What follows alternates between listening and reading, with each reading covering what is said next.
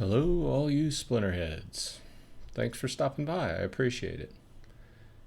In today's episode, I'm going to cover some Friday account maintenance, things that I do on a weekly basis just to keep my Splinterlands account going in fine fashion. And that includes card shopping. So if this sounds interesting to you, please stick around.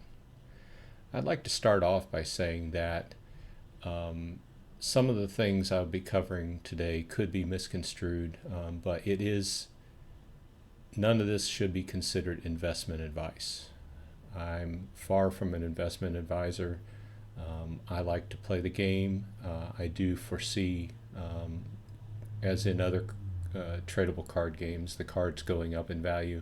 And I've already seen cards that I purchased go up in value gradually as time goes along.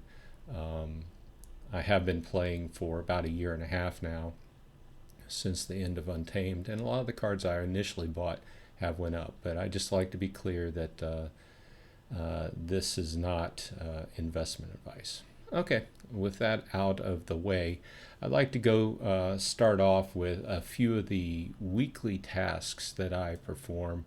For me, it's on a Friday basis because I can remember to do them every week on a certain day. So to start off with, I do run a rental bot on a secondary account that I have a subset of my cards delegated, or not delegated to, a subset of my cards on to be rented out. And the bot updates every few hours, and it keeps them rented out to me. And what this does is this provides me a secondary stream of DEC that's coming in.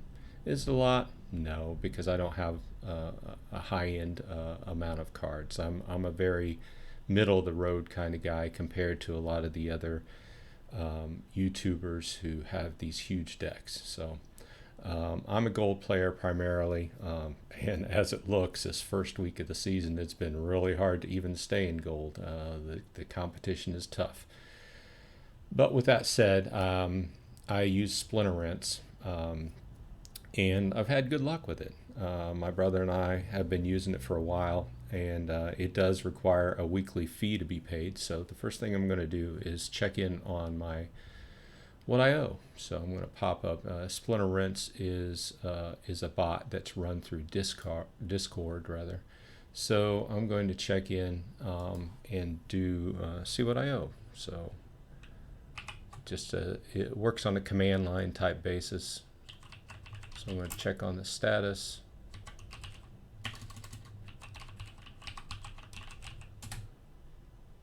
Okay, I can see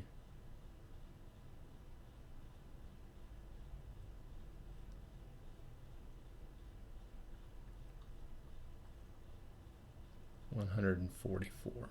So my balance due is 144. So we will go over here and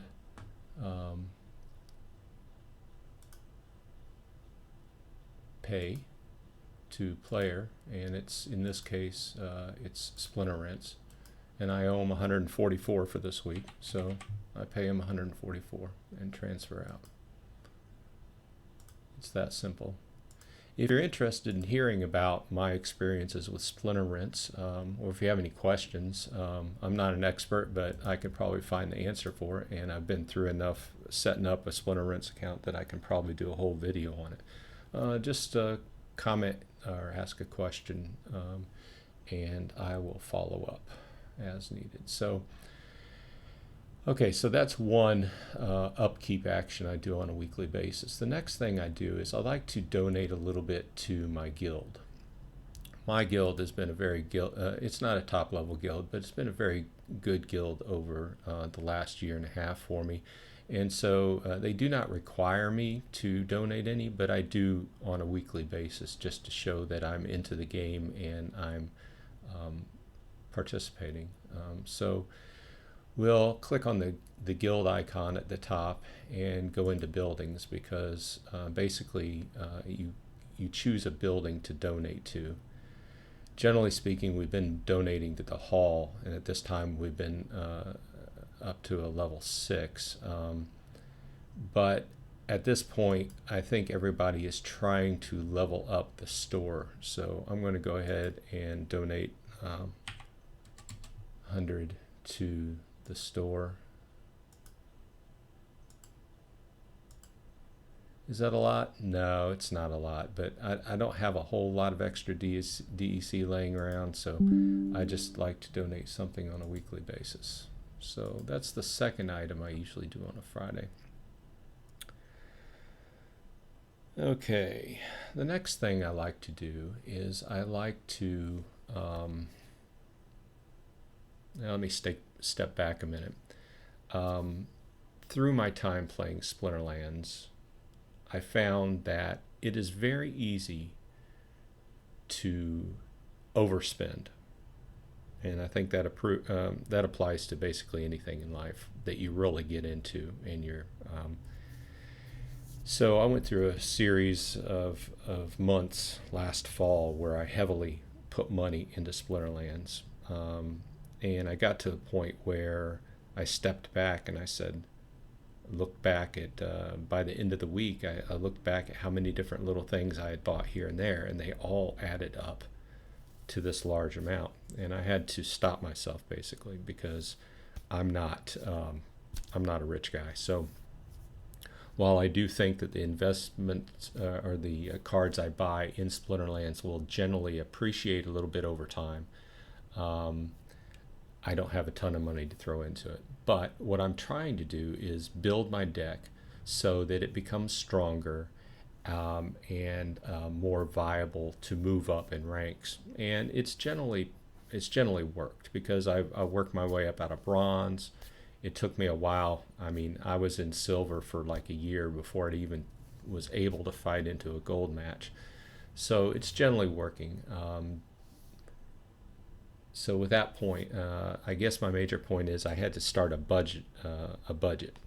So I started a budget, and I said on Friday every week I can allot a certain amount of money to spend on cards or however I wish in game, and then that's it.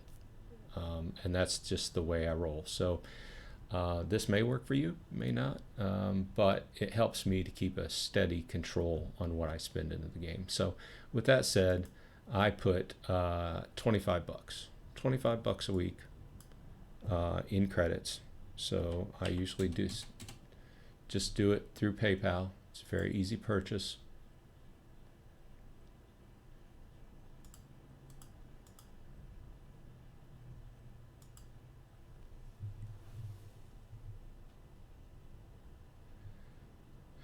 Checking my multi-factor.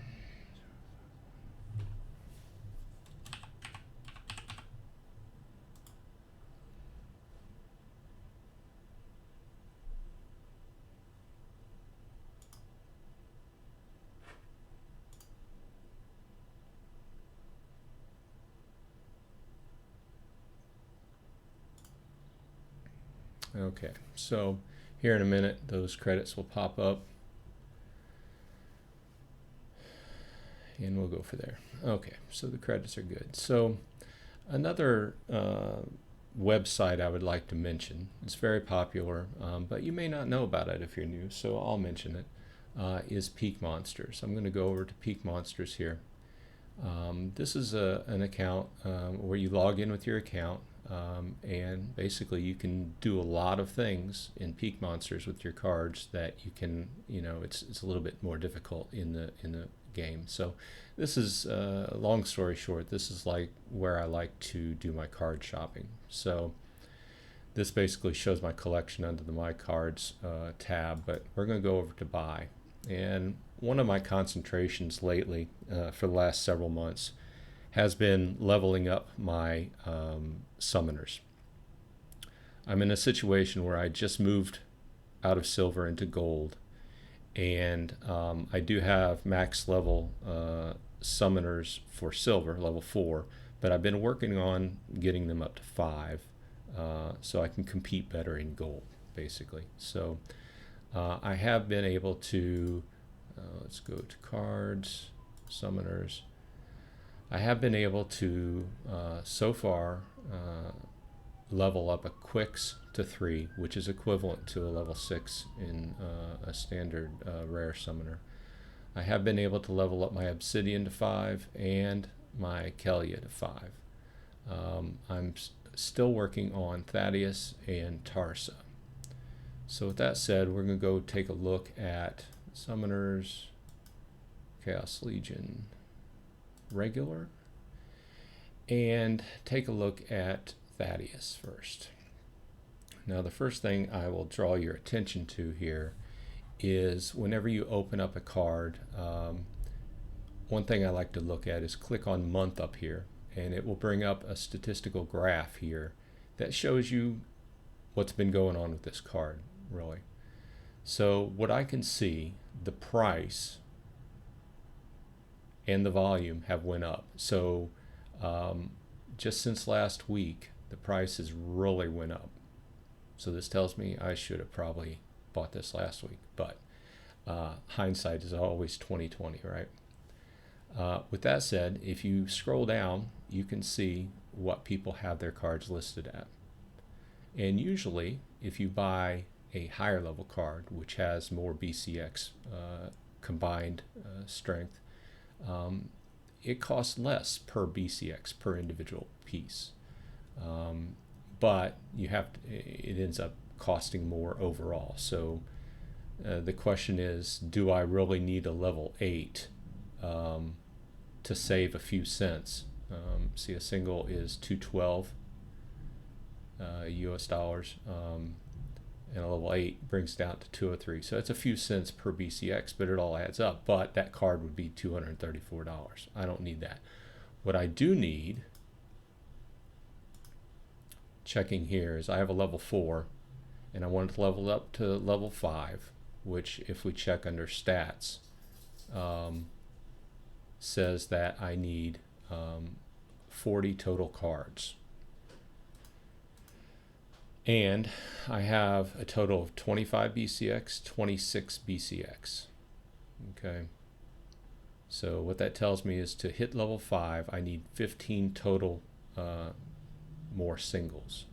I have 1, so that means I need 14. So if we go over here to Peak Monsters, we can see that the cheapest single BCX is 212. Another option that I oftentimes always look at and take advantage of is just bidding on cards. The card bidding, you can go over under the card bidding tab, and you can place a bid. At this point, someone's top bid is 209. Sometimes the difference between what's being sold and the bid is great, so that it makes a big difference. If you, so say for instance, the top one, the cheapest one for sale was 212, and a card bid may be like $1.75. You stand to save a good amount, like over 35 cents, 30 to 35 cents per BCX. In this case, 209 and 212, the difference is not all that much.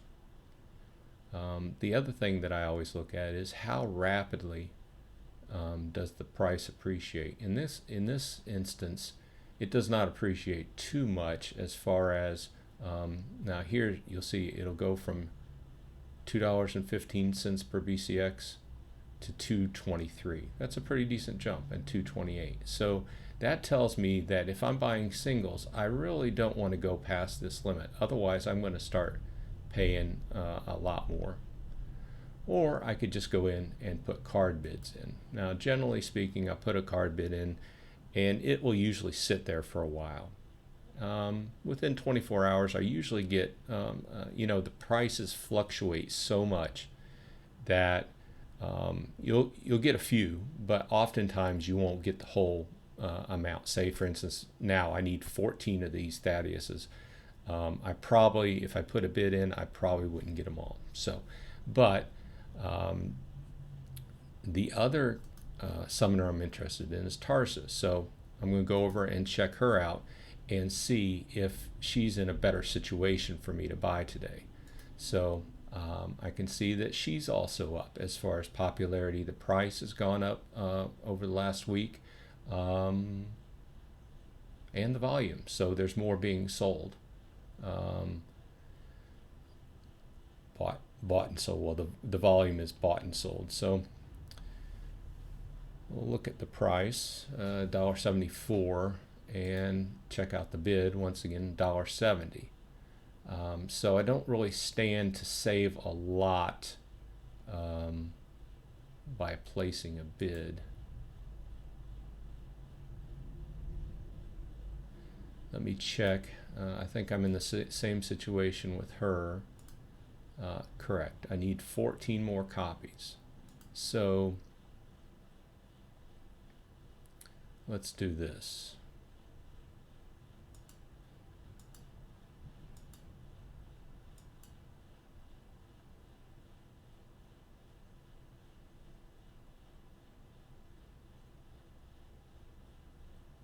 See, I'm looking here, and why I stopped is that it jumped up. It jumped up from $1.75 to $1.81 and $1.85. So the price on these are going up significantly. So what I may do is I think I'm going to make a command decision here, and I'm going to go ahead and bid on Tarsa. And I'm going to put in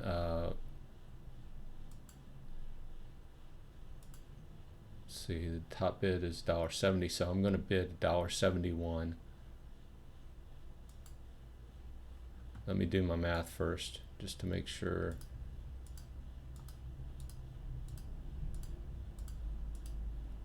Okay. I had to make sure I had enough money in there to pull off this. So I'm putting the max price I want to pay per BCX is $1.71, and then the total BCX I need are 14 copies. And since I'm going to combine them anyway, it doesn't matter. You know, it can go up to a 2 or 3. It doesn't matter. I'm going to combine them anyway. So it confirms a bid. Now what I can do is I can go up to my profile and I can check under my bids, and I can see that I have this bid in, and so throughout the day I can come back and I can check what the status of this bid is, and it will tell me whether I've purchased some or not. Okay, let's go back to buy. And I wanted to check out the situation with a couple other cards I'm keeping an eye on. Under the rewards and legendary, Djinn Oceanus is a very popular card. I like him. Very, very good in play. Let's go back. I have a few copies of him. I have a max copy, and I'm trying to get another max because that's my play copy, and I want a copy to rent out.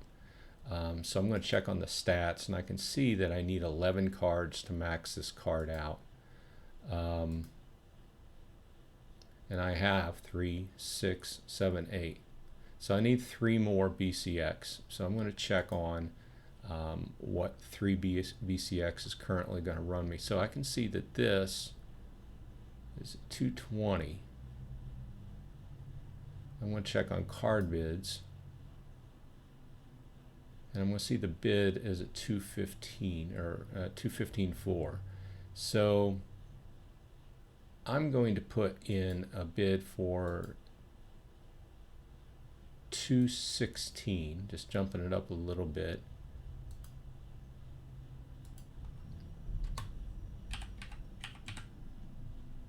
And I need 3 BCX. So those bids are going to sit, and we'll see. I'll report back on how those did today. Okay, let's go back.